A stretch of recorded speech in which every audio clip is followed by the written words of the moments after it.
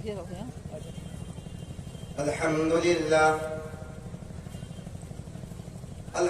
لله وكفى وسلام على عباده الذين اصطفى أما بعد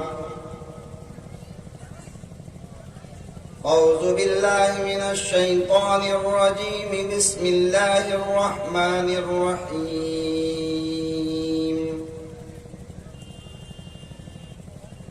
ظهر الفساد في البر والبحر بما كسبت أيدي الناس ليذيقهم بعض الذي عملوا لعلهم يرجعون وقال تعالى إنا نحن نزلنا الذكر وإنا له لحافظون وقال تعالى يا أيها الذين آمنوا قوا أنفسكم وأهليكم نارا وقال تعالى يا أيها الرسل كلوا من الطيبات واعملوا صالحا صدق الله مولانا العلي العظيم.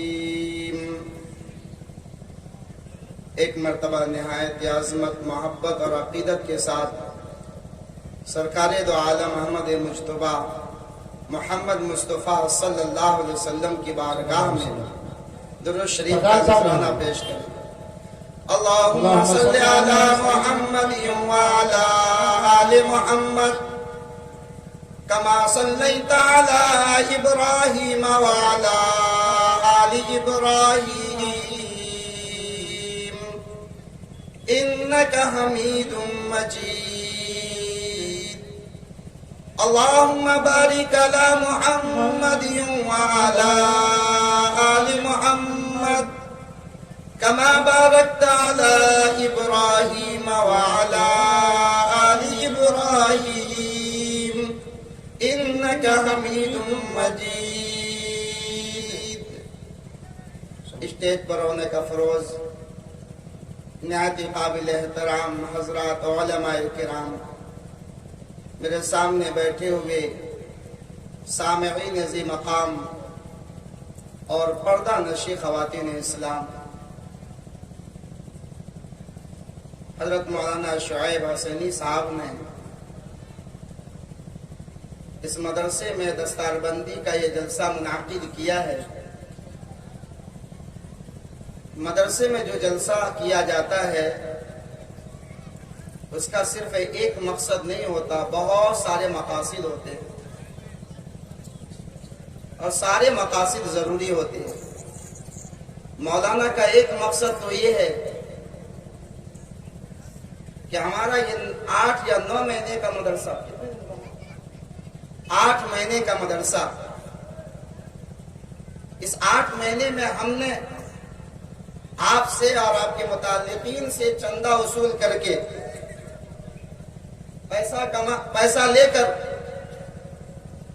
اس مدرسے میں ہم نے کیا کیا ہے، پیسے کو کہاں لگایا ہے، کہاں خرچ کیا ہے، اس کا رزلٹ اور اس کا نتیجہ آج آپ اپنی آنکھوں سے دیکھ لیں. اس لیے آپ کو بلایا ہے. ایک مقصد یہ ہے. ایک دوسرا مقصد یہ ہے کہ ہمارے بہت سارے احباب اور ساتھی اس مدرسے کو اب تک جانتے نہیں ہیں، نام سنے اور اس کی حقیقت اور اس کے کام سے واقف نہیں ہیں. اس لیے دعوت دے کے آپ کو بلایا گیا کہ آپ آئیں اور دیکھیں کہ کیا واقعتاً مدرسہ ہے، اور ہے تو اس میں تعلیم ہو رہی ہے یا نہیں. اگر واقعتاً مدرسہ ہے اور کام کر رہا ہے تو پھر جو آپ کی ذمہ داری ہوتی ہے وہ آپ کو ادا کرنی پڑے. دوسرا مقصد یہ ہوتا ہے. اور ان کا ایک تیسرا مقصد ہے کہ الحمدللہ یہ تو بہت کم ہوتا ہے کہ صرف 9 مہینے کے اندر ان کے ہاں ایک بچہ مکمل حافظ قرآن ہوا.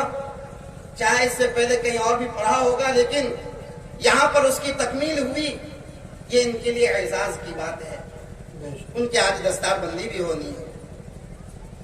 ان تمام مقاصد کے ساتھ ساتھ ایک بہت بڑا مقصد مدرسے میں جلسہ کرنے کا جو ہے وہ یہ ہے کہ عوام اور امت کے افراد جو شریعت اسلامیہ سے غافل اور دین سے دور ہو کر زندگی گزار رہے ہیں ان کو بلایا جائے، ان کے رہنے کا انتظام کیا جائے، اور پھر معاشرے میں جو خرابیاں اور برائیاں ہیں ان خرابیوں اور برائیوں پر بات کرنے کے لیے اور امت کو صحیح راستہ دکھانے کے لیے مدرسے والے بڑی بڑی رقم خرچ کر کے، سفر خرچ دے کر، بڑے پیسے دے کر اکابر علماء کو بلاتے ہیں تاکہ ان میں سے کسی کی بات سامعین کے دل کو لگے اور ان کی وہ گاڑی جو کہ بے راہ روی سے جہنم کی طرف جا رہی تھی ان کی اس بات کو قبول کرنے کی وجہ سے ان کی زندگی سنور جائے اور جہنم کے بجائے جنت کی طرف گاڑی چلنے لگے۔ یہ بہت بڑا مقصد ہوتا ہے۔ لیکن میرے بھائیو بزرگوں ساتھیوں، دنیا میں ہر کام کا کوئی مقصد ہوتا ہے، ہر کام کے کرنے سے پہلے ایک نیت ہوتی ہے۔ اگر بندہ نماز کی نیت نہ کرے اور نماز پڑھ لے، آپ کو مسئلہ معلوم ہے، نماز نہیں ہوگی۔ زکوٰۃ میں اپنے سارا پیسہ دے دیا لیکن زکوٰۃ کی نیت نہیں کی، زکوٰۃ ادا نہیں ہوگی۔ حج کیا، حج کی نیت نہیں کی، حج ادا نہیں ہوگا۔ تو اللہ نے عبادت اور اعمال کو قبول کرنے کے لیے نیت کو شرط قرار دیا ہے۔ اب آپ مجھے بتائیں، ہم بھی یہاں آئے ہیں، آپ بھی اپنے وقت اور نیند کی قربانی دے کر یہاں آئے ہیں، کیا ہمارے اور آپ کے یہاں پر آنے کی کوئی نیت ہے یا بے نیت کے آگے؟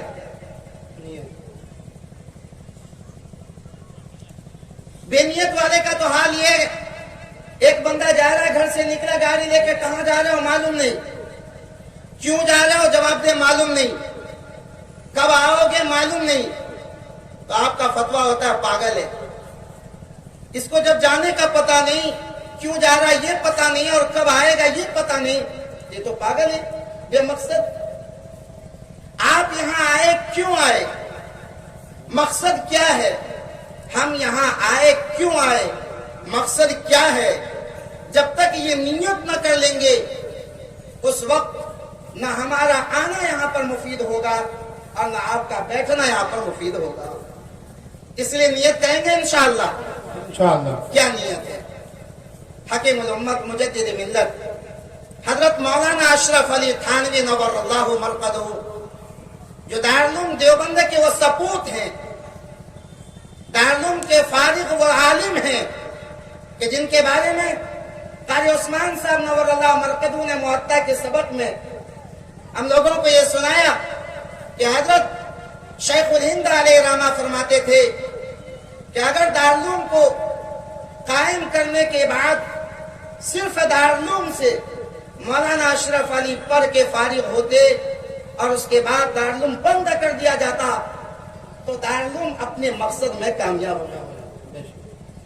یہ دارالعلوم کا وہ فرد ہے، اس بندے نے، اس شخص نے اپنی کتاب میں جلسے میں آنے والے اور جلسہ سنانے والے دونوں کی نیت کو لکھا ہے۔ وہ نیت کیا ہونی چاہیے؟ حضرت مولانا اشرف علی تھانوی نور اللہ مرقدہ نے لکھا، جلسے میں آنے والے تمام معزز سامعین، چاہے مرد ہو چاہے عورت، ان کی نیت یہ ہونی چاہیے کہ ہم جب جلسہ گاہ میں پہنچیں گے تو وہاں پر اسٹیج پر بیٹھا ہوا مولوی صاحب دو ہی بات کرے گا، یا تو وہ یہ کہے گا کہ دیکھیے بھائی، اللہ تعالیٰ، اللہ کے رسول یہ کام کرنے کو کہتے ہیں، کرنا چاہیے، یا یہ کہے گا کہ دیکھیے اللہ، اللہ کے رسول ان باتوں سے منع کرتے ہیں، ہمیں رکنا چاہیے۔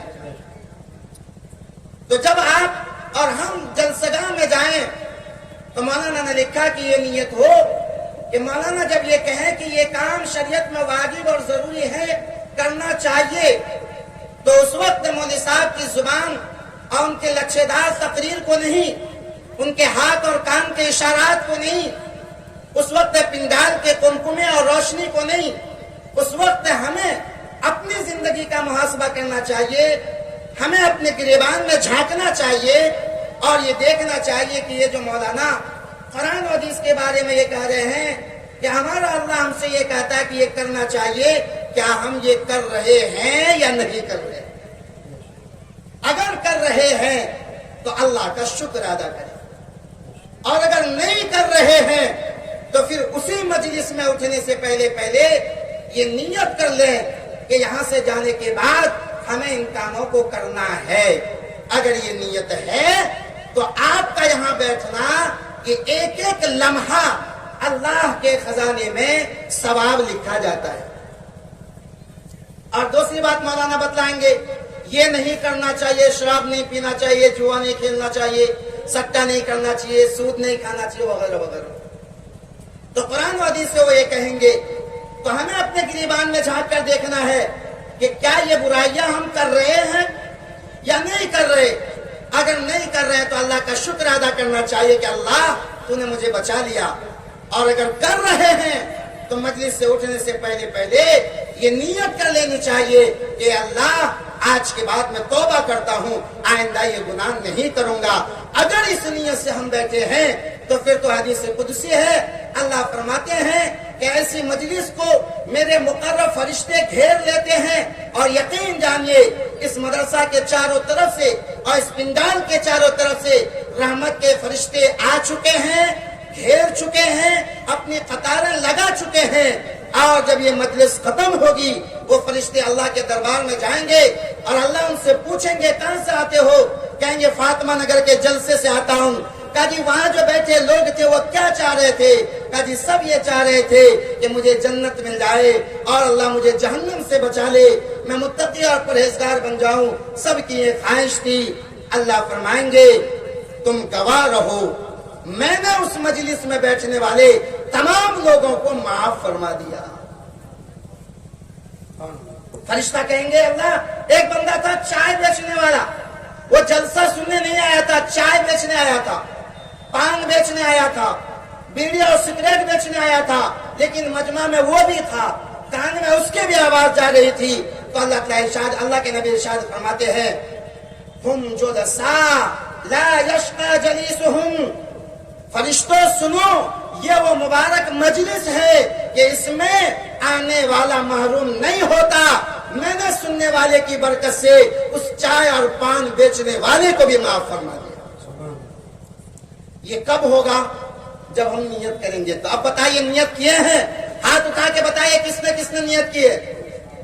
الحمدللہ، یہ کرانا ضروری ہے بھائی، ورنہ اگر بے مقصد آ گئے، بے نیت کے آ گئے تو آگے اللہ کے یہاں جب ہم پہنچیں گے تو ہمارا قدم آگے اس وقت تک نہیں بڑھے گا جب تک ہمیں یہ حساب نہ دے دینا پڑے کہ مولانا شعیب کے جلسے میں ہم نے 5 گھنٹہ وقت گزارا تھا۔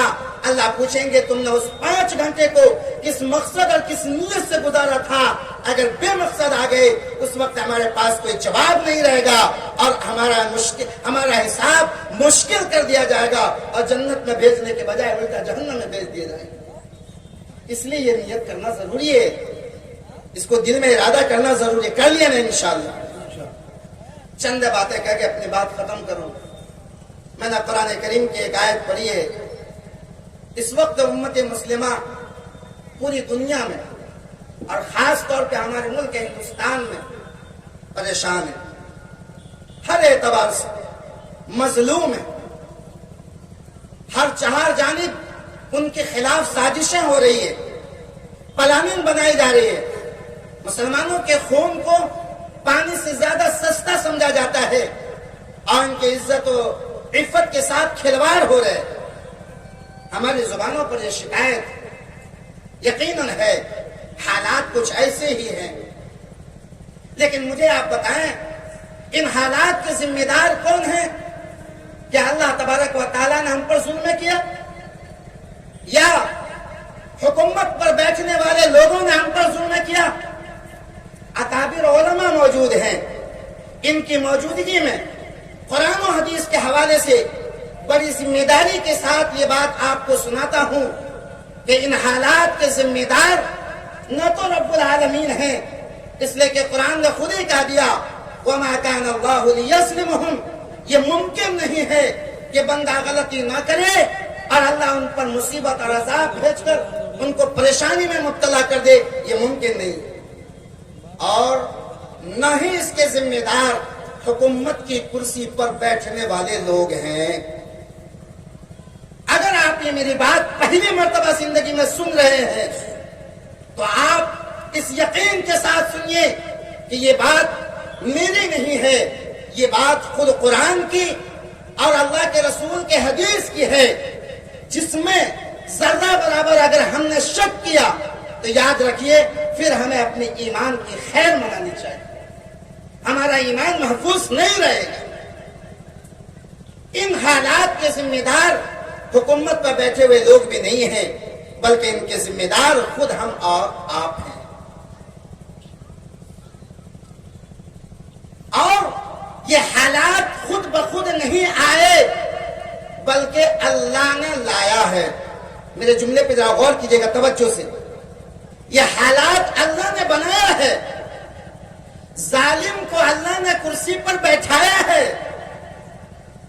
قانون کو اس کے ہاتھ میں اللہ نے دیا ہے، ان کے قلم میں طاقت اللہ نے دی ہے، یہ سب کچھ اللہ نے کیا۔ کیوں؟ ہم اور آپ مسلمان، ایک موٹی مثال، ہمارا تو ایمان یہ ہے کہ درخت کا ایک پتا اللہ کی مرضی کے بغیر نہیں ہل سکتا۔ ہل سکتا ہے بھائی؟ ہل سکتا ہے؟ درخت کا جب ایک پتا اللہ کی مرضی کے بغیر نہیں ہل سکتا ہے، یہ پورا ملک اور پورے ملک کے مسلمانوں کے خلاف یہ سازشیں، یہ سارا ملک ہل گیا، کیا اللہ کو معلوم نہیں ہے؟ اللہ کو پتہ نہیں ہے؟ اللہ دیکھ نہیں رہے؟ اللہ سن نہیں رہے؟ اللہ دیکھ بھی رہے ہیں، سن بھی رہے ہیں، اور اگلی بات کہتا ہوں اللہ کی مرضی سے ہو رہا ہے، اللہ کروا رہے ہیں۔ اور پھر یہ سوال، جس کے ساتھ اللہ کو ماننے والے کے ساتھ تو عجیب بات ہے، ہم اللہ کو مانتے ہیں پھر بھی اللہ یہ حالات لائے، تو اب سوال ہوتا ہے نا، اے اللہ جب ہم آپ کو مانتے ہیں تو میرے اوپر یہ حالات کیوں ہیں؟ ان سوالات کا جواب اللہ ہی سے پوچھیے، مجھ سے مت پوچھیے، اللہ سے پوچھیے۔ اللہ سے کہیے اللہ میں آپ کو ایک خدا مانتا ہوں، آپ کے نبی کو رسول مانتا ہوں، تو پھر آپ نے ظالم کو کیوں بیٹھایا؟ میرے خلاف قانون کیوں بنا رہے وہ؟ میرے خلاف یہ سازشیں کیوں ہو رہی ہے جو آپ کی مرضی سے ہو رہی ہے؟ آخر کیوں؟ ان سوالات کا جواب دینے کے لیے اللہ تعالیٰ نے قرآن میں جو آیت اتاری ہے، اس آیت کو میں نے ابھی تلاوت کیا۔ اللہ فرماتے ہیں ظہر الفساد فی البر والبحر بما کسبت ایدی الناس۔ اللہ نے اس آیت میں سمجھایا کہ میرے بندو ایک بات دھیان سے سنو، یہ دنیا، پوری دنیا اور دنیا کا سارا نظام، سورج کا، چاند کا، ستارے کا، پیڑ پودے کا، درخت کا، ہواؤں کا، دریا کا، سمندر کا، یہ سارا نظام میں نے صرف مسلمان مرد و عورت کے لیے بنایا ہے، صرف اس کے لیے جو مجھے مانتے ہیں۔ اگر اس دنیا میں اللہ کو ماننے والا کوئی نہ رہے تو آپ کو اپنی مسجد میں فضائل اعمال میں یہ حدیث بارہا سن چکے ہیں کہ جب کوئی اللہ اللہ کہنے والا نہیں رہے گا تو یہ قیامت قائم ہو جائے گی۔ سنا ہے نا؟ اس کا کیا مطلب ہوا؟ اس کا مطلب یہ ہوا، سوچیں کہ پوری دنیا میں سب کافر، سب غیر مسلم، سب مشرک، ایک بھی خدا کو ماننے والا نہیں، لیکن ایک ہے، ایک بندہ ہے جو اللہ کا کلمہ پڑھا ہے، وہ دنیا کے کسی کونے میں، پہاڑ کے کسی چوٹی پر وہ مسلمان ہے، لیکن وہ بھی شرابی، وہ بھی کبابی، وہ بھی زناکار، وہ بھی بدکار، فاسق و فاجر، لیکن کلمہ ہے، دل میں ایمان ہے۔ اللہ نے سمجھایا کہ جب تک وہ فاسق و فاجر مسلمان زندہ رہے گا اس وقت تک سورج بھی اگتا رہے گا، چاند بھی اگتا رہے گا، دن بھی آتا رہے گا، رات بھی آتی رہے گی، یعنی دنیا کا نظام چلتا رہے گا۔ اور جس دن وہ ایک کلمہ پڑھنے والا چاہے کتنا بڑا گنہگار ہے، جس کی وجہ سے نظام چل رہا تھا، جس دن وہ بھی مرتد ہو جائے گا، وہ بھی کافر ہو جائے گا یا وہ مر جائے گا، ایک سیکنڈ نہیں لگے گا، اللہ تبارک و تعالیٰ اس دنیا کے نظام کو توڑ پھوڑ کے رکھ دیں گے اور قیامت قائم۔ مطلب یہ ہے دنیا کا نظام ایمان والوں کی برکت سے۔ کیا کہنا چاہ رہے ہیں اللہ اس آیت میں سمجھانا چاہ رہے ہیں، دیکھو دنیا میں اگر بھلائیاں ہیں، امن ہے، شانتی ہے، سکون ہے، چین ہے، مہنگائی نہیں ہے، بادشاہ ظالم نہیں ہے، تو سمجھ لو کہ مسلمانوں میں سے اکثر مسلمان اللہ کے فرما بردار ہیں، اللہ کے اطاعت گزار ہیں، اللہ کی باتوں کو ماننے والے ہیں، اللہ کو راضی کرنے والے ہیں، اس میں کوئی شک نہیں۔ اور اگر دنیا میں بگاڑ ہے، فساد ہے، ظلم ہے، زیادتیاں ہیں، ظالم حکمراں ہیں، ظلمانہ قانون ہیں، تو یاد رکھو، یہ طے کرو اور یہ یقین کرو، بلکہ اس پر قسم کھا لو کہ اس دنیا میں بسنے والا انسان میں سے، مسلمان میں سے اکثر لوگ اللہ کے باغی ہو گئے، اللہ کے نافرمان ہو گئے، اللہ کی بغاوت کرنے والے ہو گئے، اللہ کو ناراض کرنے والے ہو گئے۔ سارا دار و مدار تمہارے اعمال پر ہے، نہ اللہ کا قصور ہے نہ حکمرانوں کا قصور۔ حجاج بن یوسف بہت بڑا ظالم بادشاہ تھا، ہزاروں لاکھوں آدمیوں کو اس نے باندھ کر سر پر مارا ہے، جب تک قتل نہ کر لیتا تھا اس کو کھانا اچھا نہیں لگتا تھا۔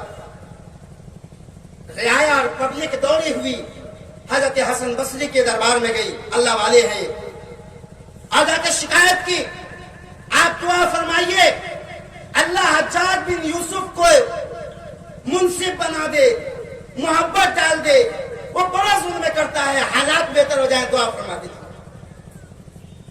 تو دعا تو کر سکتے تھے نا۔ مولانا حسن بصری نور اللہ مرقدہ، زبردست اللہ والے، انہوں نے کیا کہا؟ دیکھو جو حالات بنے ہیں، ما جاء الحجاج الا بذنوبنا، حجاج کا یہ سارا ظلم، یہ ساری زیادتی، یہ اس وجہ سے ہے کہ اس وقت کی پبلک، اس وقت کی رعایا اور اس وقت کے مسلمان اللہ کے باغی ہو گئے، اللہ کو ناراض کرنے والے ہو گئے، ہمارے گناہوں کی وجہ سے اللہ نے اس کو ظالم بنایا ہے۔ ہماری دعا، تم سوچتے ہو میں دعا کر دوں حالات بدل جائیں گے، یہ تمہارا خام خیالی ہے، دعاؤں سے حالات نہیں بدلیں گے۔ حالات بہتر کرنا چاہتے ہو، گھر جاؤ، جن گناہوں کو کر کے تم نے اللہ کو ناراض کیا ہے ان گناہوں سے توبہ کرو، اللہ کے دربار پہ آ جاؤ، ایک سیکنڈ نہیں لگے گا، اللہ حالات بدل، حالات کے بدلنے اور بگڑنے کا دار و مدار ہمارے اور آپ کے اعمال پر، یہ اللہ کروا رہے ہیں۔ حدیث قدسی طبرانی کی روایت ہے، اللہ تعالیٰ ارشاد فرماتے ہیں ان قلوب الملوک بیدیا، لوگوں تم بادشاہوں کو برا بھلا کہتے ہو، سارے بادشاہوں کے دل میرے قبضے میں ہیں۔ ان العباد اذا اطاعونی، ذرا سا اس حدیث کے ترجمے پر غور کیجیے گا۔ میں جو حدیث آپ کو سنانے جا رہا ہوں یہ عام حدیث نہیں ہے، عام حدیث اس کو کہتے ہیں جو رسول اللہ صلی اللہ علیہ وسلم اپنی زبان سے بولے، الفاظ حضور کے ہوں اور اس کی بات اور اس کا معنی اللہ کا ہو، اس کو کہتے ہیں حدیث۔ جو میں سنانے جا رہا ہوں اس کو کہتے ہیں حدیث قدسی، اس کا مقام قرآن کا مقام ہوتا ہے، یعنی اس کے الفاظ بھی اللہ کے ہیں اور اس کا معنی بھی اللہ کا ہے۔ وہ اللہ ڈائریکٹ اپنے بندوں سے فرماتے ہیں کیا؟ ان العباد، کہ میرے بندے اذا اطاعونی، جب میری فرما برداری کرتے ہیں، مجھے راضی کرتے ہیں، حولت قلوب ملوکہم علیہم بالرأفۃ والرحمۃ، میں دنیا کے بادشاہوں کے دلوں میں محبت اور پیار ڈال دیتا ہوں۔ محبت، تو محبت ڈالنے والا کون ہے؟ اللہ۔ اللہ۔ پھر فرمایا وَإِنَّ الْعِبَادَ إِذَا عَصَوْنِي، یہی بندے جب میرے باغی ہو جائیں، مجھے ناراض کرنے والے بن جائیں، حولت قلوب ملوکہم علیہم بالنقمۃ والسخط، میں دنیا کے بادشاہوں کے دلوں میں مسلمانوں کے تعلق سے دشمنی ڈال دیتا ہوں، آگ بھر دیتا ہوں، ظلم میں بھر دیتا ہوں، فساؤہم سوء العذاب، نتیجہ یہ ہوتا ہے کہ وہ ظالم بادشاہ مسلمانوں کے خلاف ظلم میں بھرا قانون بناتا ہے۔ آج دیکھیے ہم پہلے مرحلے میں ہیں یا دوسرے مرحلے میں؟